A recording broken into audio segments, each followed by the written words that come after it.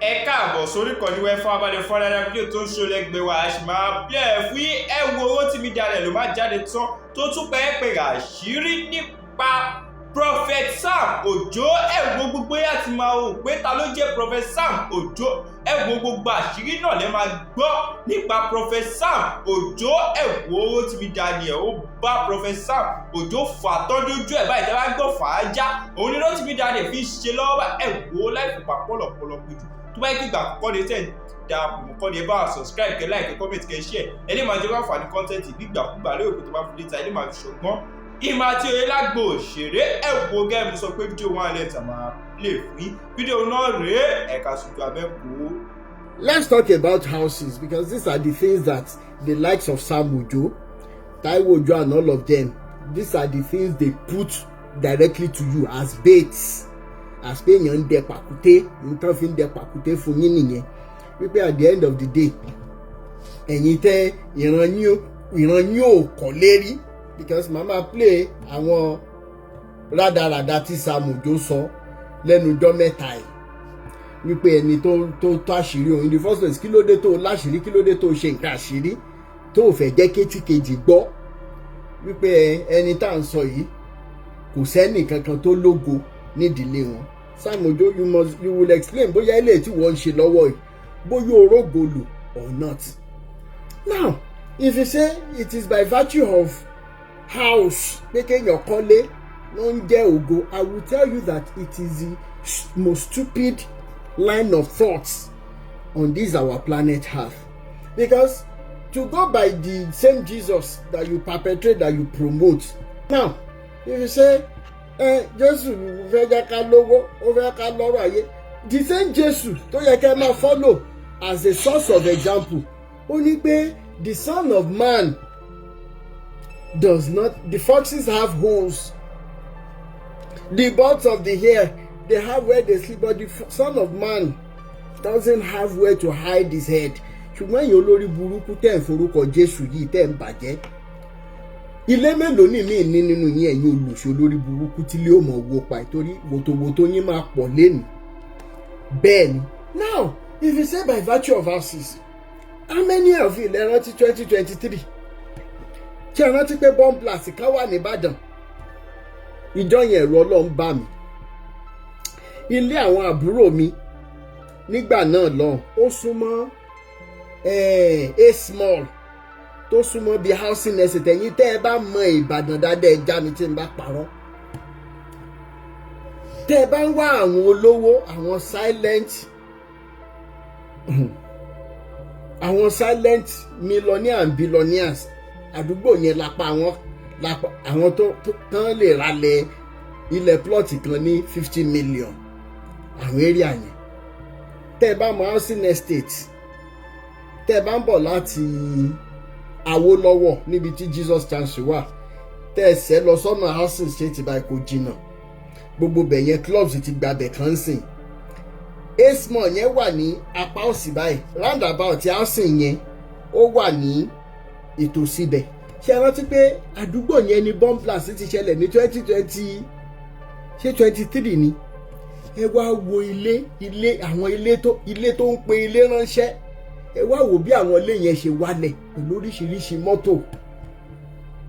Ntí ẹ̀ ń jà fitafita tẹ́ fi ń tẹ̀lé àwọn olùṣìrá dáradára yìí torí àwọn ọrọ̀ ayé yìí.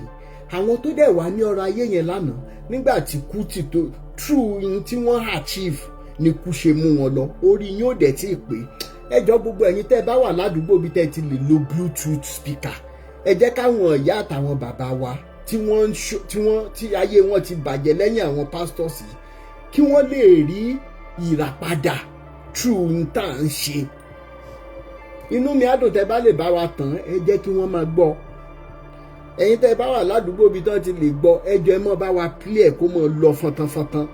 Ẹ jọ̀ọ́ nítorí Ọlọ́run, because this liberation yes a dúpẹ́ pé ó tiẹ̀ ń lọ ṣùgbọ́n result tá à ń expect ó yẹ kó ti jù báyìí lọ. So nítorí ìdí èyí kan fún gbogbo ẹ̀yin tí ẹ sì gbàgbọ́ nínú Bíbélì, ẹ jẹ́ ká wo nǹkan kan ní Romans 10 from verse 13 máa kà ní English torí àwọn tí ò gbọ́ Yorùbá. Now, Bible says in Romans 10. Now, what is the Bible saying? Only, for whosoever shall call upon the name of the Lord shall be saved. Ẹ jẹ́ máa mú ní kọ̀ọ̀kan. For whosoever shall call upon the name of the Lord shall be saved. Ẹnikẹ́ni, whatsoever, whosoever, tó bá pe orúkọ Olúwa ni yóò rí ìgbàlà. Ẹ wá jẹ́ ká mọ̀ ṣe substitution because àwọn set àwọn bàbá Adébóyè ló lọ ni wọ́n kọ́ wa ní mathematics. And nínú mathematics yẹn, one of the topics tí wọ́n treat ní algebra. Nínú algebra yẹn náà ti ń lo substitution method, nínú simultaneous equation, nínú quadratic equation.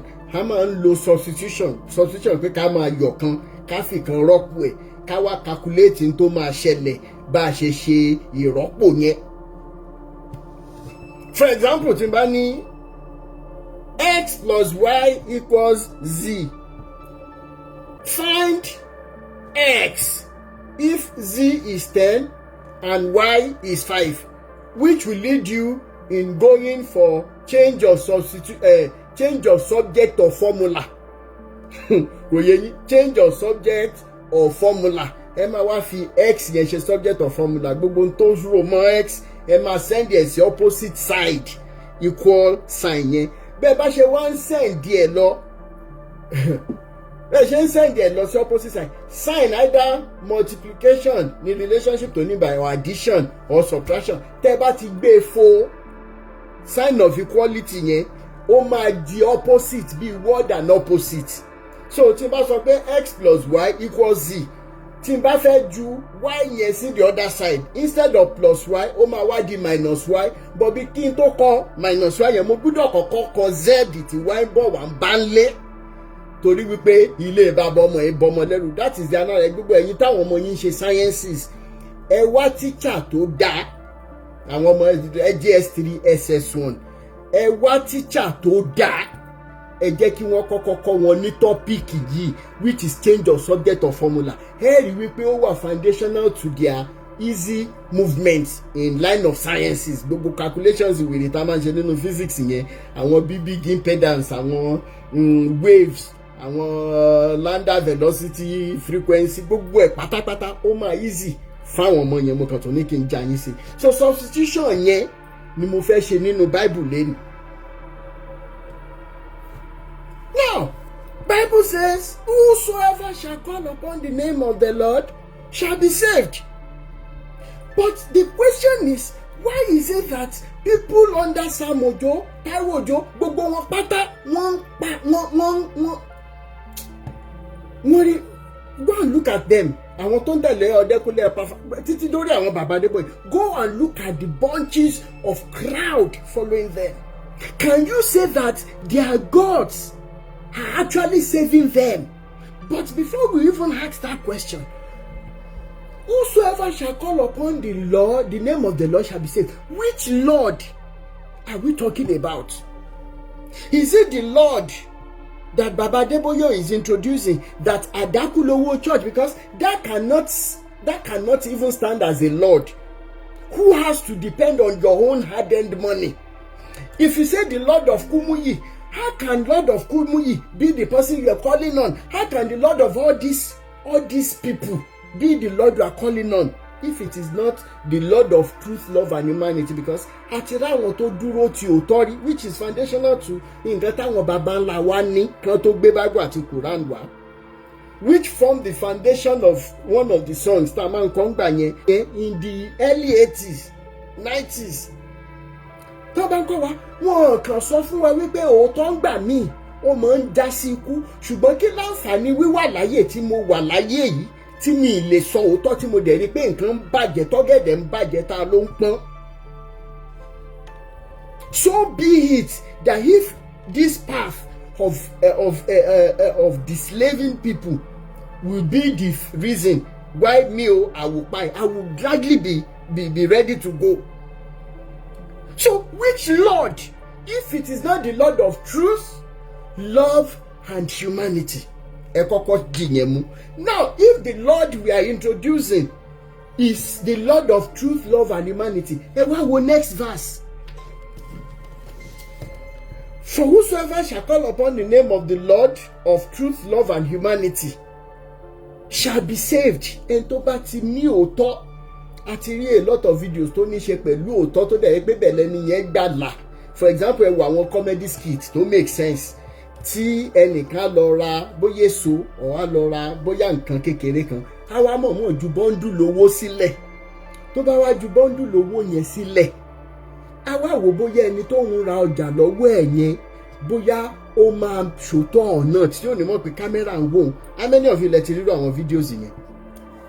Ẹni yẹn tó bá wá ṣòótọ́ true ẹ̀ lẹ́ni àti rí tí wọ́n bless irú ẹni yẹn wípé so if this is a fact tí wọ́n ti establish, then àwọn ọlọ́run àwọn bàbá Adébóyè àǹkó tẹ rò pé bóyá òun ni ọlọ́run òótọ́, kí ló dé tí ò bless yín even as much as ẹlẹ́ran ara èèyàn tó bless èèyàn tó róṣòótọ́.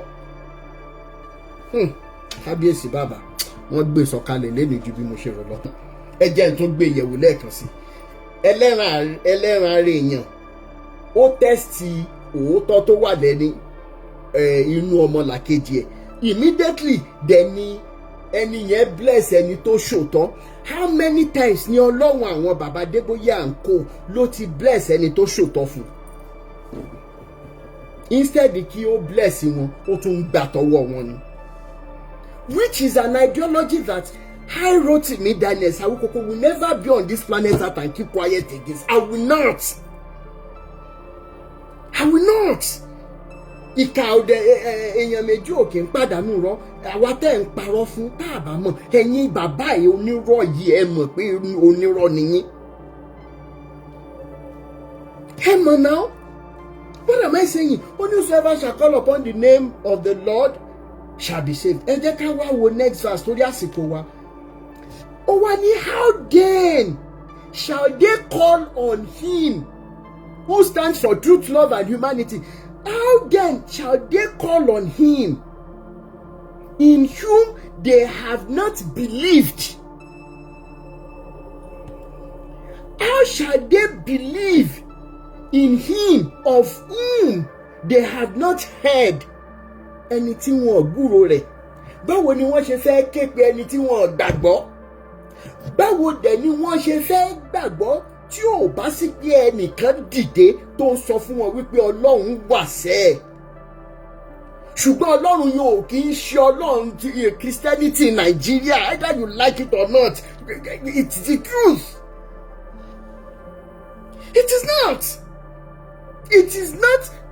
Christianity in Nigeria is an evil occultic organization that one pastor will be doing a lot of evil things. Yet the other pastors will say, "That shall not talk." Where is Jesus in all of your doings? Where is that Jesus who promised you life after death? Èmi wá dìde wípé it is no longer, because Bible gan sọ only it will no longer be so.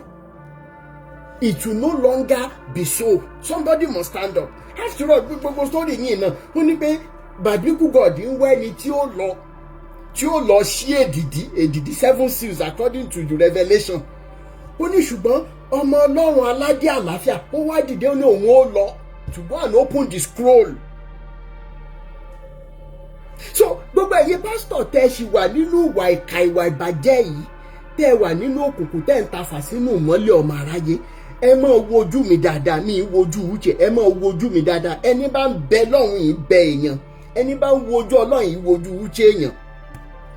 Èmi yìí dúró, mo dúró ti Elédùmarè tó gbé òótọ́ dání, nǹkan kan ò mì mí. Inú mi dàdùn pé mi ń ṣe lágbájá débi pé ẹ máa nítorí mò ń bojú ni oògùn yìí ò ṣe ṣiṣẹ́ against mi. Àbí kí lẹ ní mò ń sọ? Torí ẹ lè sọ wípé torí pé mo bojú mi ì bojú. Gbogbo bí tẹ́ ẹ ti lè pèèyàn pa, gbogbo bí tẹ́ ẹ ti lè pèèyàn pé ẹ mọ̀ gbé lọ́fẹ̀ẹ́. Mi ì dẹ́ pray mi ìmàdúrà ṣe. Ṣùgbọ́n ó ti yẹ kó yé àwọn èèyàn wípé àwọn tó ń tẹ̀lé yín wípé pẹ̀lú ọ̀nà tí yín tẹ̀ ló ń pààyàn láti bí ọdún gbọ̀ngbọ̀ràn. Awíkòkò ìṣe wá degun ẹja sí lọ́run, gbogbo àwọn tí wọ́n ń sọ̀rọ̀ sókè wọ́n ṣe wá degun ẹja sí lọ́run tọ́lọ́run yóò lè pa wọ́n. Ibi tẹ́ ẹ ti máa mọ̀ wípé ayé wa ti bàjẹ́, ayé àwọn òbí wa tí wọ́n bàjẹ́, àwọn grandparents wa náà wọ́n wọnú ìdè, wọ́n wọnú ìgbèkùn because of one problem, pé tí n bá sọ̀rọ̀ sókè ń sìn fún ìyàwó mi ó lè máa pè mí lọ́mọ èṣù. Ṣé bọ́mọ èṣù yẹn la wá pàpà wá jáde la wá ń jẹ́ báyìí? Kí ló ṣe mí tí mi ìṣọ́mi èṣù? Ọmọ Yorùbá tó ní pé òun ò kì í ṣọ́mi èṣù, mo rò pé orí ẹ̀ bù ú. Bẹ́ẹ̀ni. So at the end of the day, what are we saying? We have never said pé kò sí Ọlọ́run. Ṣùgbọ́n we are correcting the kind of Ọlọ́run tí wọ́n introduce sí wa táwọn bàbá Adébóyè. How can you accept a God who says you must bring your hard-earned money kó n tó bless ẹ? How is it different from Sogundogoji?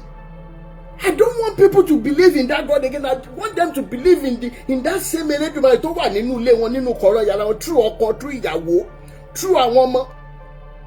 That is my fight. Only how can àti wá gbé ẹnìkan ti dìde sí tó ń sọ̀rọ̀ òótọ́, truth, love and humanity. Kí ló dé tó ṣòro fún yín láti gbà? Ṣé wọ́n ti bà yín láyé jẹ́ débẹ̀ yẹn ni? Is my question this morning. Finally, àwa sọ àwọn nǹkan tí ó allegedly involve Sam Ojo lánàá ká mọ́ bá dènà pẹ̀lú. Mo dẹ̀ play voice note kan fún wa. Níbi tẹ́ni yẹn ti alleged incident ni. Òun mọ àwọn ọmọ ìbejì tí Sam Ojo ká sádára wọn pé wọn ti ẹ̀ tí tó 18 nígbà tó ṣe. Right? Now, kí ni response tó jáde? Ẹ jẹ́ kí n play àwọn nǹkan kan fún wa kẹ́rù Ọlọ́run bá yín kí n tó pe ẹnìkan. Torí tí mo fẹ́ fi live video yìí ṣe ni wípé it is a warning shot that Sam Ojo should be hearing us wherever he is hiding. Tó máa ń wò wá ní kọ̀rọ̀. That nǹkan kò gbúdọ̀ ṣe David, kò dẹ̀ kí n ṣe David nìkan. Torí wípé tá a bá fa gbùrù afagbó, in tó dẹ̀ wà lẹ́yìn ẹ̀fà David ó ju òde èyí tó sì wà ńlẹ̀ lọ. Mi ní sọ jù bẹ́ẹ̀ lọ, àbọ̀rọ̀ lásán fọmọlúàbí tó bá dénú àdó dìdì. Pàtó tí ọ̀rọ̀ yẹn sọ again. Tí èèrà bá ra David, if anything happens to him, in tó wà lẹ́yìn ẹ̀fà David, ọ̀fà David, ó ju òjé nǹkan tó sì wà ńlẹ̀ lọ tí mi ti gbé síta. Mo ń sọ fún yín jọ́nà lọ àwọn àpòdà pastors onírò olè ọ̀lẹ ó ń dọ̀tí. Wọ́n ní kí ló kù tó fẹ́ sọ, gbogbo tó fẹ́ sọ lóòótọ́. Ṣé ẹ mọ̀ tó wà ńlẹ̀, ṣẹ́yìn lè ń control fóònù mi. Mo ń sọ fún yín wípé tẹ́ ẹ bá sún mi kàn gírí gẹ̀dẹ̀gbé ògbìnà. Mo sì ń ṣiṣẹ́ lọ́wọ́ pẹ̀lú legal team wa lọ́wọ́lọ́wọ́ bá a ṣe ń sọ̀rọ̀ yìí. Mo send àwọn voice note kọ̀ọ̀kan sọ pé ẹ bá ń wo legality ẹ̀, ẹ bá ń wo voice note yìí. Torí mo fẹ́ fàjà gan. Kí n tó play tí mo fẹ́ play yìí, ẹ jọ wọ́n ti gbọ́ bẹ́ẹ̀ni wípé ẹ fẹ́ òótọ́ ni. Torí pé ẹ fẹ́ òótọ́ ni. And I appreciate you. Mo ti ṣe fídíò fún yín láàárọ̀ ṣùgbọ́n mo béèrè àwọn question kankan nínú fídíò torí pé ẹ sọ pé kí n jèbùrẹ́. Èbùrẹ́ ni mo gbé sẹ́nu ló dí mi lọ́fìn torí wípé Elédùmarè ní kò tí ò lè jèbùrẹ́ báyìí. Tó bá jèbùrẹ́ tó ń sọ̀rọ̀ mọ́ sáwọn bàbá ìṣẹ́ ready láti change to repair things that they have damaged. Àwọn tó ti wà liberated ibo ló fẹ́ jẹ́ kí wọ́n fojú sí tó bá jèbùrẹ́. Tó wá sọ pé bóyá jẹ́ gbogbo ohun tó lóòótọ́ tẹ́lẹ̀ òtún ni kò jẹ́ ni kó dòdì ẹ jẹ́ kí n sáré play àwọn nǹkan kan fún wa torí máa gba David yẹn fún rẹ̀ lálejò mo dẹ̀ fẹ́ jẹ́ kí Mo Samuel náà mọ̀ bá mi ẹjọ́ mọ̀ bá ètò lọ torí gbogbo ọ̀nà kan náà we must provide the basic legal security for David. Ẹjọ́ tó bá ti di wípé bóyá ó sọ máa fẹ́ jẹ́ kárí kan sódà á máa send us legal department. Jebure is for tomorrow. Ọ̀la ni Jebure. Ọ̀la ni Jebure. Bàbá mi sọ, máa gbé ọ̀sẹ̀ pé ìwọ ló gbọ́ ọmọ dáná. You had it, keep it. Gbogbo lè tán sọ lọ́jọ́ sí. Mo fi tán. Hallelujah. Pásítọ̀ yín nìyẹn. Níbo? Ọjọ́ tí máa lé ọmọ kan kúrò lẹ́yìn mi, mo sọ fún ní Agége. Gbogbo ọjọ́ sọ kiri, mo ní ẹjọ́ máa sọ. Fámìlì ẹ̀ ìṣológo kankan bẹ̀rẹ̀. Ṣé ẹ ti gbọ́? Ṣẹ́wọ́ ẹ̀ láì. Ó dẹ̀ ní ìyá tó ń sọkúsọ ni. ìṣòro tó bá padà dá nǹkan rẹ̀ ṣe, ìjọba ọ̀run máa jóná. Ṣé ẹ gbọ́ nǹkan tó sọ fọ́mọ lọ́mọ? Àfi tó bá tètè. Ìyẹn nìkan. Mo fẹ́ play again kí Sam Ojo fún rẹ̀ máa gbọ́ ọ̀rọ̀ tó ń jáde lẹ́nu ẹni tó wà lórí ọ́tà tó pe rẹ̀ ní ìránṣẹ́ Ọlọ́run. Ṣé bẹ́yìn àgbàlẹ́ lọ́lẹ́bọ̀ lẹ́ni wípé tí ò bá nídìí obìnrin yìí jẹ́kúmólú. And for what it's worth kì í ṣe Sam Ojo gan ni problem mi báyìí. What about àwọn mi lè ṣépè fún wọn because mi mọ nǹkan tó dé wọn mọ́lẹ̀ bẹ́ẹ̀. That somebody who calls himself a pastor ẹ máa wo trendy tó ṣe tó bá ti sọ story díẹ̀ ẹ káwọ́ yín sókè a tún sọ̀rọ̀ ẹ káwọ́ yín sókè a tún sọ̀rọ̀ ẹ ṣọwọ́ yín báyìí. And you say you went for a program. Ẹ jẹ́ n play again. There's somebody there. Tó bá bá mi sọ, máa gbé ọ̀sẹ̀ pé ìwọ ló gbọ́ ọmọ dáná. You had it, keep it. Gbogbo lè tán sọ lọ́jọ́ sí. Mo fi tán. Hallelujah. Bàbá àwọn kan níbo? Ọjọ́ tí máa lé ọmọ kan kúrò lẹ́yìn mi, mo sọ fún ní Agége. Gbogbo ọjọ́ sọ kiri, mo ní ẹjọ́ máa sọ. Fámìlì ẹ̀ kò sólógo kankan bẹ̀rẹ̀. Ṣẹ́wọ́ ẹ̀ báyìí. Ó dẹ̀ lára àyà oníbọ́dì.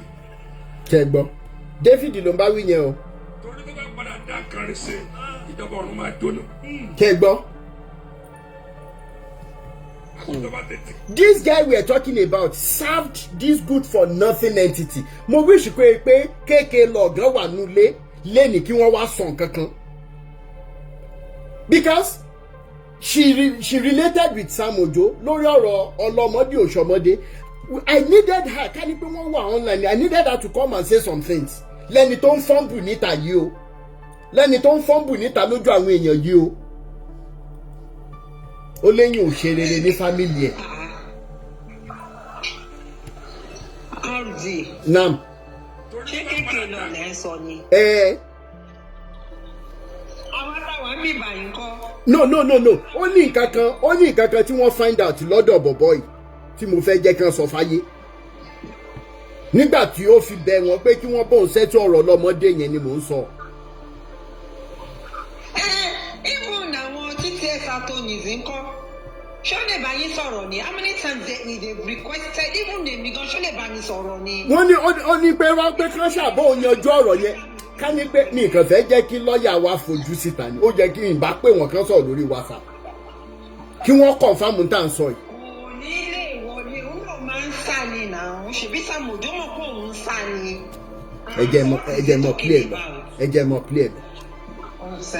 Ẹ gbọ́ bó ṣe ń fọ́nbù. Mo sàmì ẹ̀yin náà gbọ́ bó ń fọ́nbù. Ẹ jẹ́ mọ̀ clear lọ. Ìjọba ọ̀run máa jóná. Ẹ jẹ́ ń gbọ́ bẹ́ẹ̀ àfi bí ìgbà tó yẹ pé mi gbọ́ rí. Ó dẹ̀ lára àyà oníbọ́dì. Ó lára àyà oníbọ́dì. Ọlọ́run máa jóná. Ìjọba jẹ́ Ọlọ́run wọn tó ń sìn yẹn. Ó máa jóná. Ìjọba ọ̀run máa jóná. Ti jóná rẹ̀ jìnnà kì í ṣe jóná. Ó ti jóná. Kí ló wá lọ ṣe ń ṣọ́ọ̀ṣì? Nígbà tí ìjọba Ọlọ́run ti jóná. Àwọn náà ń tanná sọ̀rọ̀ àgbà jù. Can you even hear it? Pé tí bọ̀bọ̀ yẹn tí David bá tó bá padà dá nǹkan rẹ̀ ṣe tí bọ̀bọ̀ yẹn máa dá nǹkan rẹ̀ ṣe láyé tá a wáyé. Gbogbo tó bá gbà la David will make it in life. Torí pé ìṣerere ẹ̀ ò sí lọ́wọ́ èèyàn wọ adániwáyé ló wà. Can you imagine? Bẹ́ẹ̀ni. Àwọn èèyàn dẹ̀ lọ ń jókòó sábẹ́ ẹrú èèyàn bẹ́ẹ̀ yẹn. Programu light up programu ni wọ́n ń ṣe lọ́wọ́ yìí programu táwọn èèyàn wà náà ń ṣe lọ́wọ́ yìí tó ti ń sọ àwọn èèyàn dẹ̀ ń ṣe àmì síbẹ̀. wọ́n ní tí wọ́n máa ṣoríire kó jó kí ọ̀run jóná. ìjọ ìgbé tó bá yà fi máa ṣoríire pé ọ̀run máa jóná.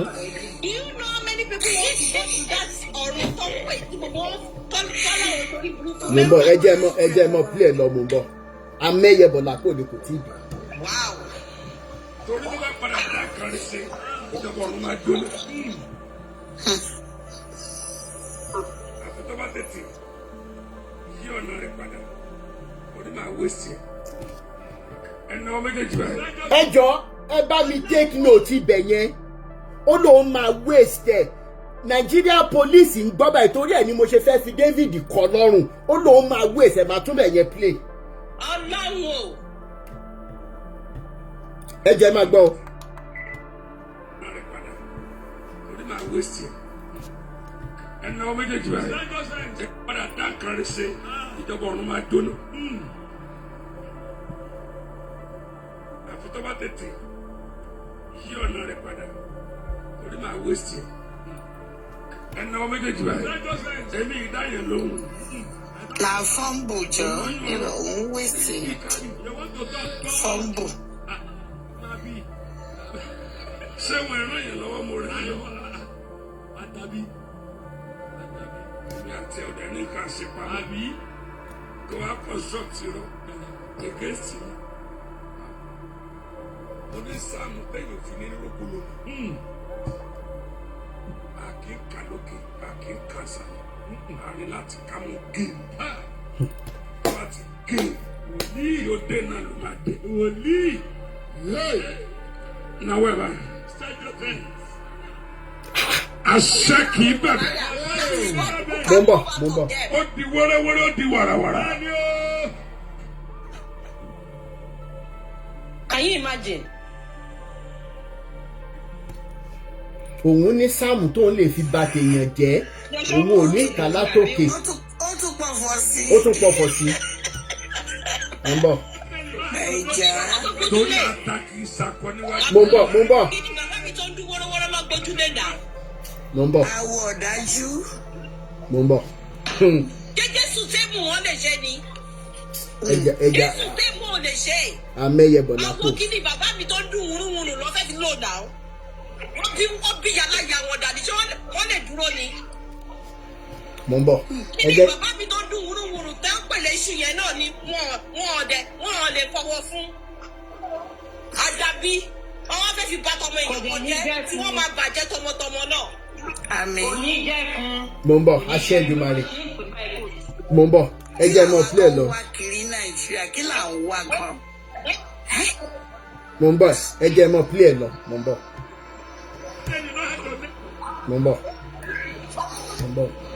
ọ̀ndà náà. kí ló ń pariwo. mo ń bọ̀. ok mo ń bọ̀. ẹ máa gbọ́ o. torí àtàkì ìsàkọ níwájú Ọlọ́run. láíláí kò tó bẹ́ẹ̀.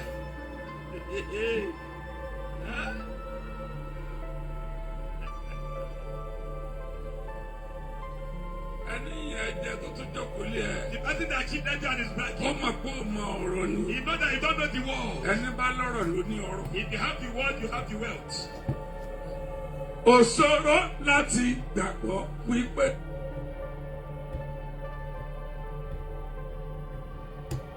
rárá àjọmọ̀ lọ́wọ́ náà wọ́n ní. You do me, I do you.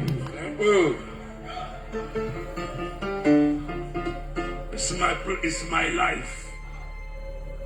Bí n bá rọ owó ẹ nínú ẹ̀mí máa retí mi. Bẹ́ẹ̀ mo sọ fún ẹ. àwọn máa break ẹlẹ́gọ̀ọ́ ẹ bá stop ẹ bẹ́ẹ̀ pé mo gbọ́dọ̀ máa sọ̀rọ̀. Náwó ẹ méjèèjì mo ń rẹ̀. bọ̀ máa tún play. Kígbe lẹ́ẹ̀kan náà sọ pé bàbá. tó bọ̀dọ̀ wọ́n preach fáwọn èèyàn kan kọ́ máa ṣe forgiveness 7 times 70 bẹ́ẹ̀ni. tó bá ṣẹ̀ wọ́n ṣùgbọ́n àwọn fẹ́ ṣe do me and do you. àní èṣù ló máa bá wa dá kínní.